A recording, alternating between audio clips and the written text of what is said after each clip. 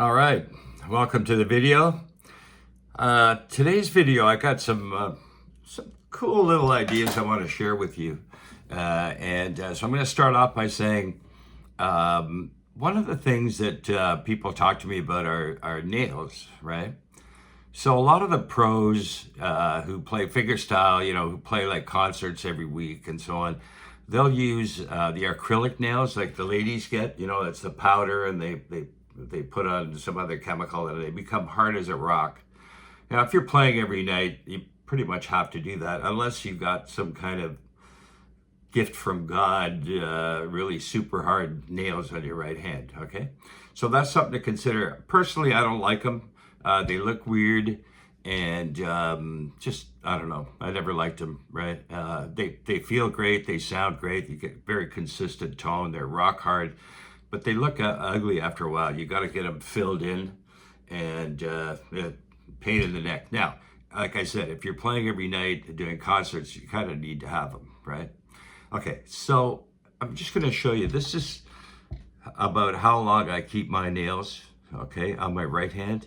They're not that long, and that's fine. And what I do is I file them every 3 or 4 days, okay? And then the left hand, I keep them really short, and I'm going to show you an exercise later on that you need to have really short nails on your left hand for, okay? So that's the first thing I want to cover. Second thing is strings, right? I was at a jam party yesterday. A friend of mine has. It was a lovely time at barbecue, and it was beautiful, right? And we played a band with these guys, and then some other people show up and play and sing too. And there was 3 guys with acoustic guitars, and they're all like, I'm talking to them, and they're like, hey, check out my guitar, right? I'm like, okay. And I was like, holy crap, man. Put these heavy strings, and quite often when you buy a new guitar from the music store, they come with heavier strings, right? So if you're playing, that's fine if you're just playing chords and strumming. But I find for this fingerstyle stuff, you want to have lighter strings because you're holding chords down with your left hand, and it can get tiresome, and actually you can hurt yourself, okay? So what I recommend, I heard a funny story a few years ago from Tom Bresh, who's Merle Travis's son. And unfortunately, they're both gone, but so Bresh talks about Travis was playing at some county fair or something, and some kid came up to him and said, Mr. Travis, what kind of strings do you use? And apparently Travis says, well, son, I use guitar strings. So Bresh said that Travis used the same strings on his acoustic and electric guitar. And I thought, that's interesting. So I thought I'm going to buy some electric strings, electric guitar strings, the lightest gauge possible with a wound third string, okay?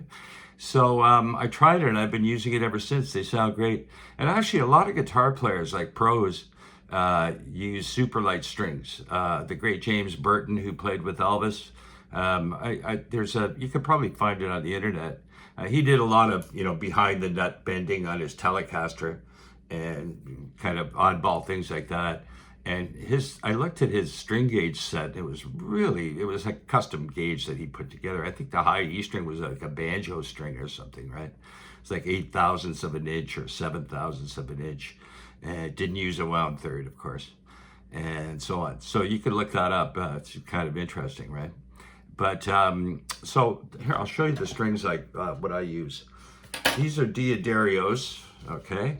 And this set, you can see the high E string is an 11, the B string is a 14, the third string is a 21 wound, fourth string is a 28, fifth string is a 38, and the low E string is a 49, okay? So I alternate between this set and this set here. And these are Diodario acoustic, I think they're called XT. And so these XTs, overall they're a little heavier than this set. But this set, the high E string's lighter than this set. It's a 10 instead of an 11 on this set. The second string is a 14, same as this set. And this is a 23 on the XT for the third string, wound third string. And 30 for the fourth string versus 28 fourth string on this. 39 fifth string. These are 38 fifth string, and then 47. So a lighter low E string than these, right? This is a 49, and the XTs are 47. The XTs, these ones, they feel a little more tension. Like they feel like there's a little more tension, and I like them for practicing for a while. I'll put them on for a couple of weeks, a month or something, and then I'll go back to this set.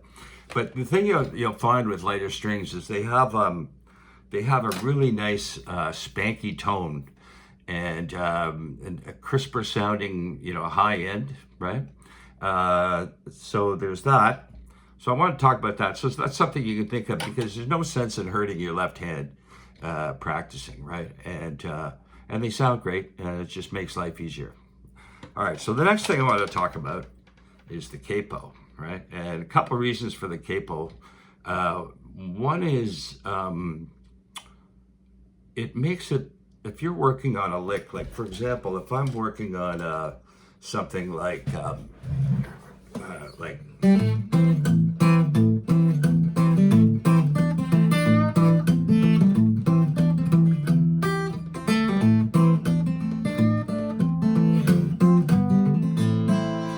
you're going to practice that over and over again.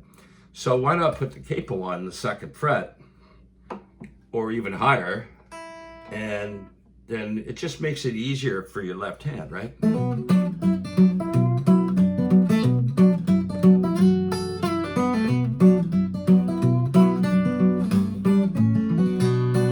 Especially if you're newer to this style.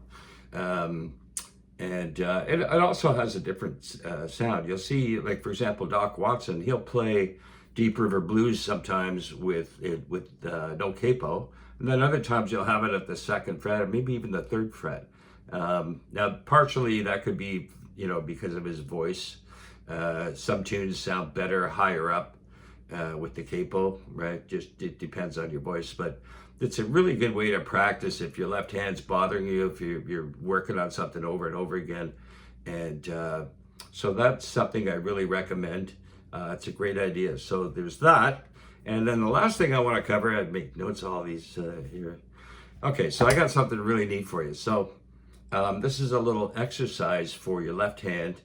And it's the intro to the Sheik of Araby, the way Merle Travis played it. Okay, so I'm not super warmed up right now, but I'm just gonna, let me just adjust the camera a little bit.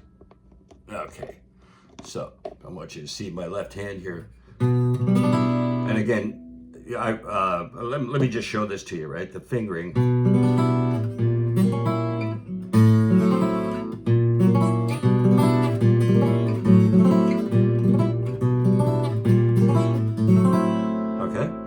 So it's really good for stretching the fingers out.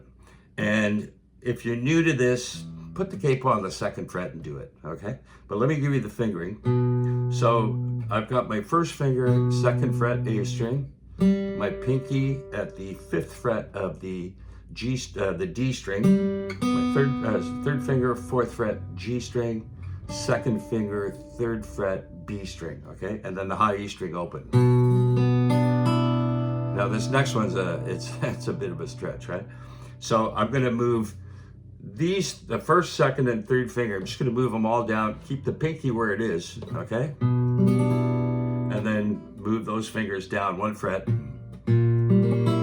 with the high E string open. And then the last of the three chords, I'm gonna move the pinky down to the fourth fret of the D string, and then the second finger, second fret G string, the first finger, first fret B string, and then the high E still open all the way through. So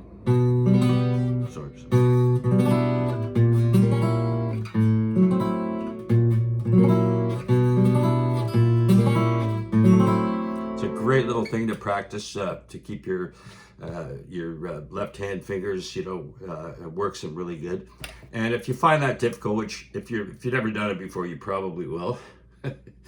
So I just put a capo on the second fret, or you can go even higher. It's much easier, but it's still, you can learn these shapes, right?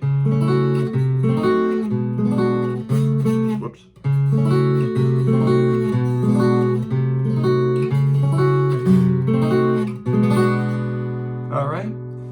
hope that all helps. Let me know in the comments how you feel about this, and do try that little lick from the Chic of Araby. It's a beautiful little lick, and I haven't practiced that in a while, that tune. It's one of the things I'm going to be showing in an upcoming video, but I got some other Travis stuff that I'm going to break down for you, and some Jerry Reed coming up soon, and that's all I got for right now. So I hope you're having a great summer, and let me know how you what you think about this video. Okay, really appreciate it. All right, take care.